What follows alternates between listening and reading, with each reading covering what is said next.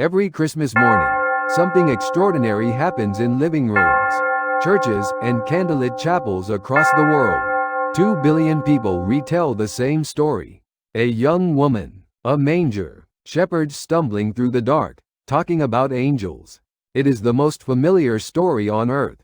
But here is the question almost nobody thinks to ask. Who told it first? Not Matthew. He arrived later. Not Mark. His gospel skips the birth entirely. And not Luke, the man who actually wrote the most detailed account of the Nativity. Because Luke never walked with Jesus during his ministry. He was a physician traveling with Paul years after the resurrection. He was a collector of testimonies, an investigator gathering accounts from people who were actually there. So who was there? Who witnessed the angel in the dark room in Nazareth? Who felt the child move in her body before he was born? Who heard the shepherds describe the sky splitting open with light? Who watched the elderly prophet Simeon cradle her infant son and whisper that a blade would one day cut through her own soul? One person, only one, Mary. And after the cross, after the burial, after the resurrection turned everything she knew inside out, she faced a decision that would shape the faith of billions. Keep those memories locked inside her heart forever, or open her mouth and hand them to the world. This is the story of what happened after she chose to speak, and the journey that choice sent her on, from Jerusalem to a mountain in ancient Turkey, where nightingales still sing today, is one of the most remarkable untold chapters in the entire Bible. Stay with me, because what comes next will change how you read the Christmas story for the rest of your life. To understand where Mary went after the cross, you first need to understand what happened at the cross. Not the theology, the human moment. It is early afternoon, but the sky has turned the color of dusk. The Gospel of Luke records that darkness covered the entire land from the 6th hour until the 9th, roughly noon to 3 in the afternoon. Luke chapter 2344. The earth has already trembled. Most of the crowd has scattered. Roman guards remain, passing time, waiting for the condemned to stop breathing. And one woman has not moved. The Gospel of John, chapter 19, verse 25, places Mary directly at the foot of the cross. Not at a distance, not in the crowd, at the base of the wood itself. Archaeologists working at sites of Roman crucifixion in Jerusalem, including the excavation led by Basilius Zephyrus in 1968 at Giv'ah HaMivtar, have confirmed that crosses were often low to the ground, sometimes no higher than 7 feet. The condemned were at eye level with the people watching them die. Stop and think about that for a moment. She could see his face. He could see hers. And in that moment, with his lungs collapsing under the weight of his own body, Jesus speaks. Not a sermon, not a prophecy. 3 words directed at the young man standing beside her. In John 19:27, he says to the disciple he loved, "Behold your mother." Now, in first-century Jewish culture, the care of a widowed mother fell to her eldest son. It was not a suggestion. It was a legal and moral obligation woven into the fabric of family law. When Jesus transferred that responsibility to John, he was doing something far more significant than asking a friend to help. He was rewriting Mary's entire future. Her home in Nazareth, her place among her biological sons, her role as the mother of the household, all of it ended with those 3 words. In modern terms, imagine the equivalent of losing your retirement plan, your home address, and your family identity in a single sentence spoken by the person you love most in the world as they are dying in front of you. That was the weight Mary carried off Golgotha. But there is more, because what happened next reveals something most people completely miss about her other sons. Weeks pass. The cross is behind her. The empty tomb is behind her. Whatever she saw or heard during the 40 days after the resurrection, we do not know, because the Bible does not tell us. What we do know is where she appears next.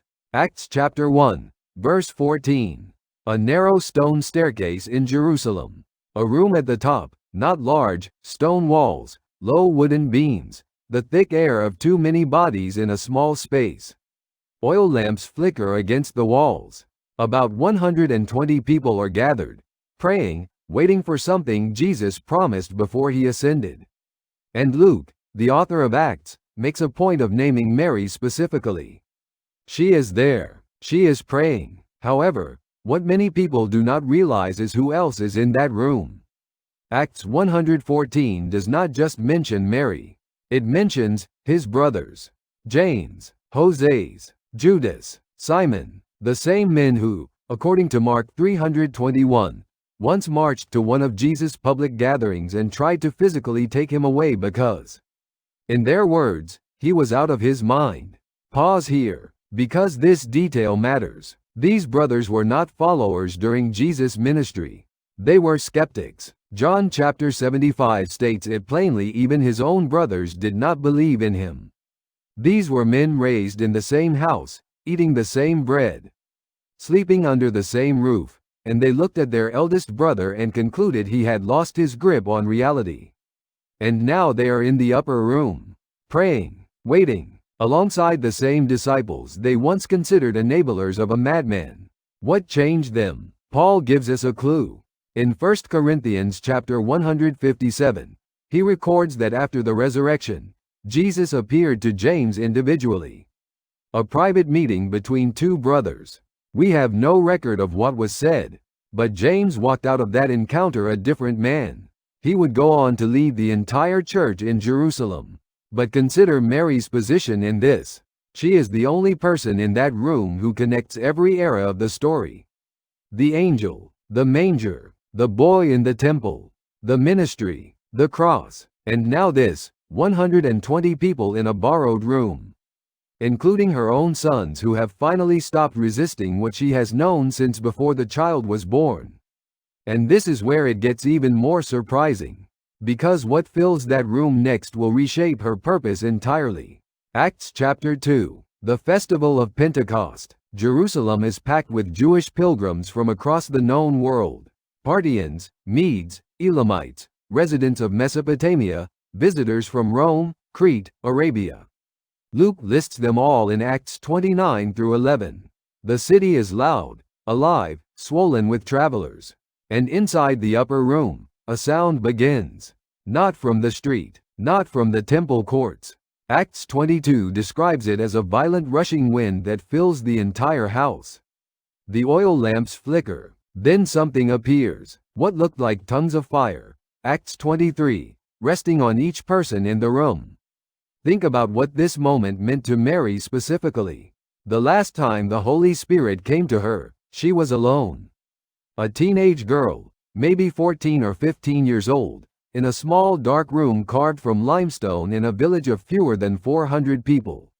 That encounter, recorded in Luke chapter 135, gave her a son. This time she is surrounded. She is in her 50s. She is in a capital city. And this encounter does not give her a child. It gives her a community, a mission, a family that will eventually span every continent on earth. The Greek word Luke uses for the Spirit's arrival in Acts 22 is plerou, meaning to fill completely. The same word used in Exodus chapter 4034 when the glory of God filled the tabernacle so completely that Moses could not enter. And here is the hidden connection most readers miss entirely. Mary herself used this same language decades earlier, when she sang the Magnificat in Luke chapter 153. He has filled the hungry with good things. The God who filled her with a child now fills a room with fire.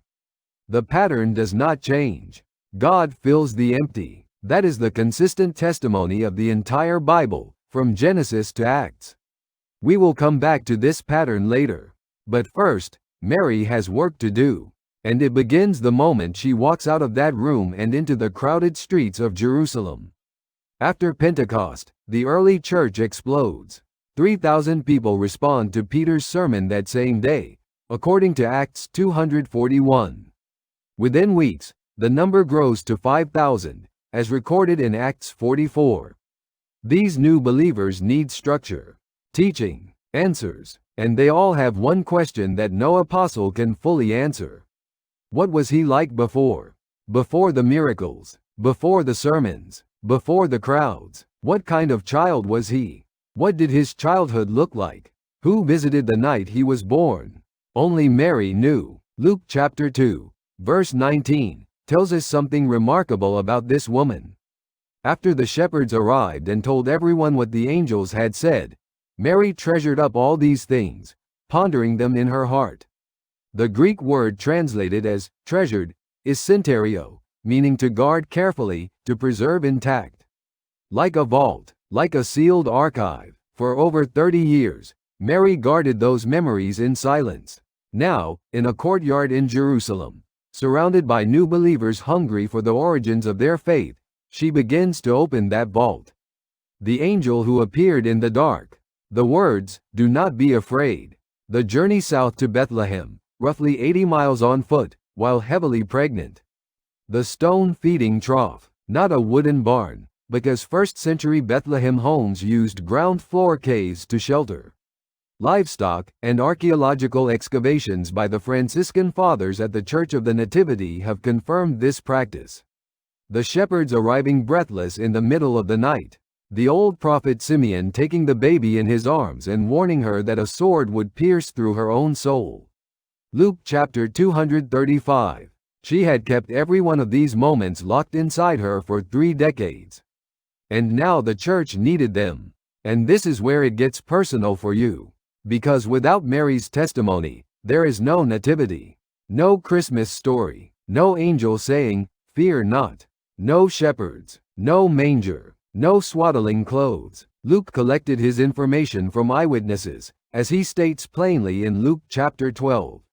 And for the events of chapters 1 and 2, the Annunciation, the birth, the temple visit at age 12, there was only one surviving eyewitness. Every nativity scene in every church, every school pageant, every painting of the Holy Family that has ever been created across 2,000 years. All of it traces back to one woman deciding to speak. Stop and think about that for a moment. The entire Christmas tradition rests on the memory of a single mother. But Jerusalem did not stay safe.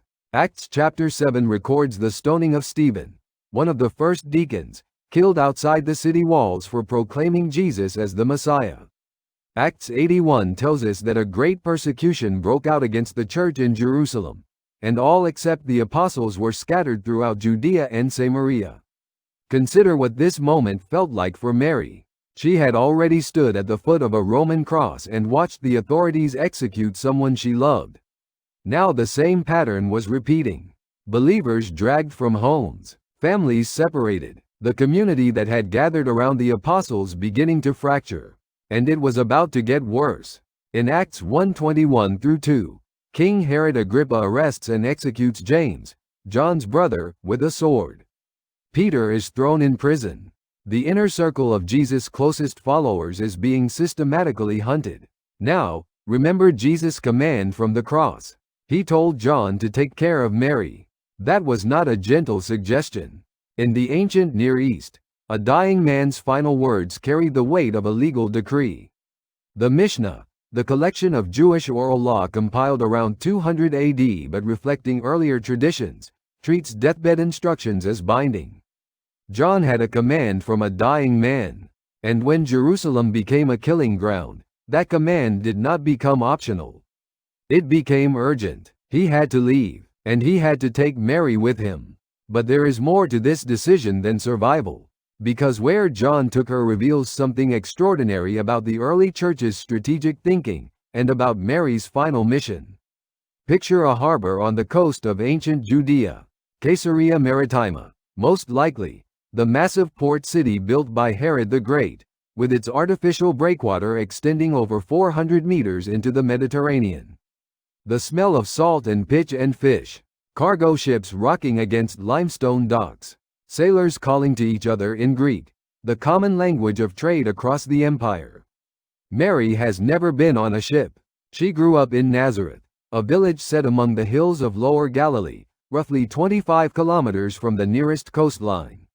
The farthest journey the Bible records her making is the trip to Egypt as a young mother. And even that was overland, following ancient caravan routes south and west through the Sinai. Now she is boarding a merchant vessel. She is probably in her 60s.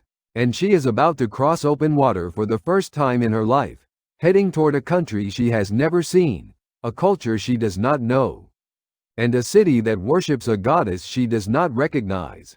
Imagine the moment the coastline disappears, the only land she has ever known, the hills where she played as a girl, the roads she walked to Bethlehem, the city where she buried her son, fading behind her until the horizon is nothing but water and sky. First-century Mediterranean crossings typically took between 10 and 15 days, depending on wind and season. The Apostle Paul describes one such voyage in Acts 27 with enough detail to reconstruct the experience: the pitch and roll of the hull, the creak of the mast, the nights under open sky when the stars are the only navigation.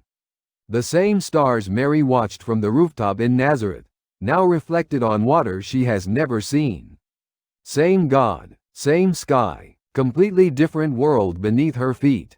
And then, land, the coast of Asia Minor, modern-day Western Turkey. The ship docks, Mary steps onto foreign soil, and ahead of her, rising above the harbor, is a city unlike anything a woman from Nazareth could have imagined. Ephesus. By the 1st century AD, Ephesus was the fourth largest city in the Roman Empire, behind only Rome, Alexandria, and Antioch. Modern archaeological surveys estimate its population at approximately 250,000 people.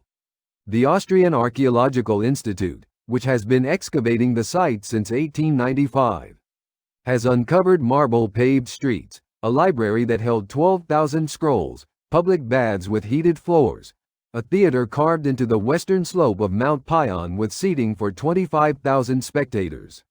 And dominating the city's skyline, the Temple of Artemis, one of the 7 wonders of the ancient world.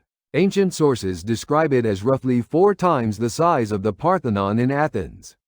Measuring 115 meters long by 55 meters wide, supported by 127 marble columns, each standing 18 meters tall. The entire economy of Ephesus revolved around Artemis worship, the silver trade, the pilgrimage industry, the festivals. Now picture Mary's eyes taking this in. A woman from a village of 400 people, whose largest structure was a single-room synagogue, standing before a marble temple that represented the concentrated wealth and worship of an entire civilization dedicated to a pagan deity. In modern terms, imagine someone who has lived their entire life in a farming village in rural Jordan being transported overnight to the center of Manhattan. The scale is not just different, it is disorienting. The marble streets replacing packed dirt, the statues of gods on every corner replacing the simple mezuzah on her doorpost, the roar of the theater crowd replacing the bleating of goats.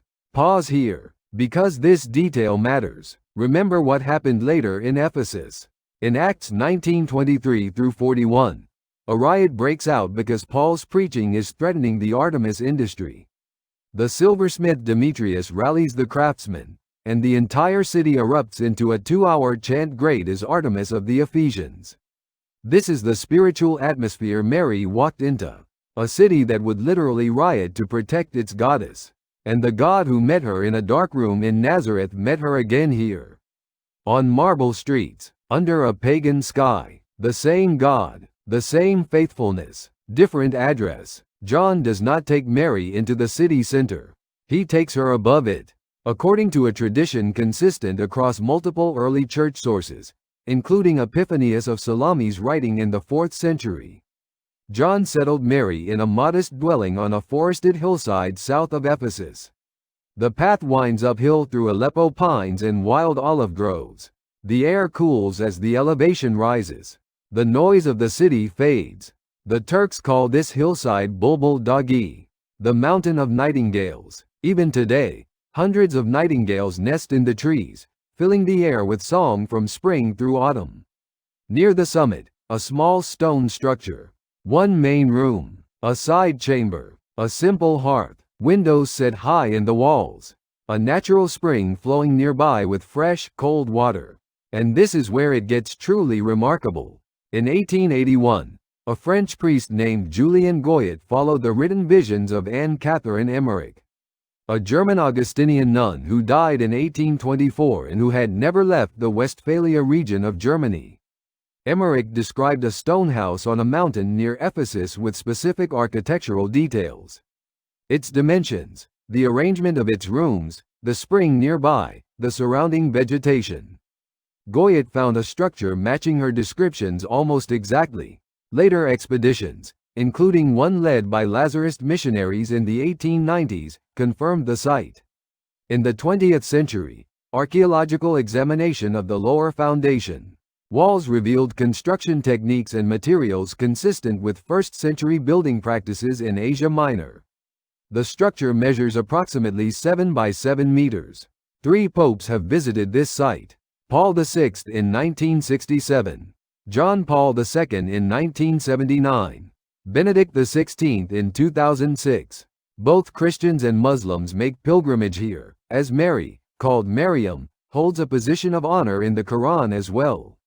Outside the house, an entire wall is covered with thousands of handwritten prayers and petitions, tied to the stones by visitors from every country on earth. Can we prove this was Mary's house? No, but the foundations are the right age, in the right city, matching the right tradition, and the site has been continuously venerated since at least the early medieval period. However, what many people do not realize is what the house itself tells us about Mary's character. And this is perhaps the most moving detail of all. Look at the house carefully. Small, stone walls, simple doorway, dim interior, oil lamps. It is almost a copy of the house in Nazareth. The woman who said yes to an angel in one stone room spent her final years in another stone room. 300 miles across the sea, in a foreign country, on a mountain where nightingales sang instead of roosters. Different walls, same faithfulness, and the daily rhythm was the same. Grinding grain, baking bread, drawing water from the spring, praying the Shema, the prayer every observant Jewish person recited morning and evening here. O Israel, the Lord our God, the Lord is one. Deuteronomy chapter 64, the same words she learned as a child, the same words she taught her sons, the same words she whispered in Egypt when they were refugees, the same words she prayed at the foot of the cross, same words, different country, same woman, same God. She did not write a gospel. She did not lead a congregation. She did not preach a recorded sermon. She held no title, no office, no formal position in the church her son founded. And yet, she is the reason the story survived. She carried the angel, the manger, the shepherds, the old man's prophecy across a desert, across a sea, up a mountain, and she gave them away. Freely, without writing a single word. Someone sat across from her in a lamplit room and listened. Someone remembered. Someone told Luke, and Luke wrote it into the document that 2 billion people open every December. The most important testimony in Christian history was delivered not from a pulpit, but across a kitchen table, by a woman grinding grain. And here is why her story matters to you specifically. Not as history, as a mirror. Modern psychology has a concept called post-traumatic growth, a term coined by researchers Richard Tedeschi and Lawrence Calhoun at the University of North Carolina in the 1990s. It describes how some people, after enduring devastating loss, do not merely survive. They are fundamentally reshaped. They find deeper meaning, stronger relationships, a clearer sense of purpose, not despite the suffering, but through it. Mary is the biblical archetype of post-traumatic growth. She watched her son executed by a foreign occupation. She was displaced from her home. She lost her social identity. She crossed an ocean at an age when most people in her era were already dead. And instead of collapsing, she grew. She carried the story. She fed the church with her memory. She prayed the same prayers in a strange land and kept grinding the grain. Here is the historical irony that should make you pause. The Roman Empire that crucified her son has been gone for 15 centuries. The temple of Artemis that towered over Ephesus is a ruin. You can visit what remains a single reconstructed column standing in a swamp. The marble streets are broken. The theater is empty. The silver trade vanished. Every power structure that surrounded Mary, the empire, the temple, the economy of idol worship, all of it has crumbled to dust. But the story she told in a lamplit room? It is being read right now. In 1,000 languages, on every continent, the empire fell. The goddess was forgotten. The mother's testimony endured. That is the pattern of the entire Bible. Babylon fell. Assyria vanished. Persia faded. Greece declined. Rome collapsed. And the word spoken by the God who filled a teenage girl with his spirit in a dark room in Nazareth is still alive, still being spoken, still being heard. Step back now and see the whole shape of her life. A girl in a dark room hearing an impossible announcement, grinding grain the next morning because the bread still needed to be made. A dangerous journey to Bethlehem. A stone-feeding trough for a cradle. Shepherds in the dark. A warning from an old man that something sharp was coming. Flight to Egypt. Return to a small village. 30 years of ordinary life with a boy who was not quite ordinary. Then watching him leave. Watching him teach. Watching him touch lepers and argue with priests and welcome people the world threw away.